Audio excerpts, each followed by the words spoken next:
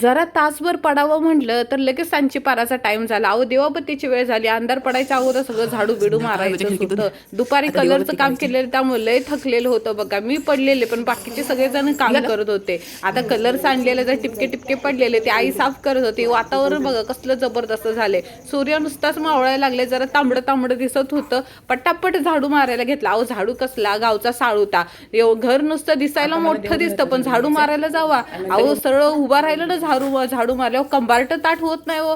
एक खोली, किचन, म्हणजे आपलं स्वयंपाकघर, परत देवघर, परत बेडरूम सगळं चकाचक करून टाकलं. फक्त आमचा हॉल आहे ना इथनं तिथनं एवढा हो म्हणून मोठा आहे. मग काय घ्या ह्याच्यामधनं डीमार्टमधनं झाडू घेतलेला माझ्या पप्पानं, म्हणजे सासऱ्यांना मारता येतो तेवढं काम माझं हलकं होतं. लय दिवसानं बघा खारुताई माचीस बघितलेलं होतं. चांगली दिवाबत्ती केली, स्वामींना ओवाळलं, सगळं घर एकदम सुगंधित झालेलं होतं. आता राहिला बघा शेवटचा तुळशी कट्टा. कसं वाटतंय आमच्या गावची सांची पारा?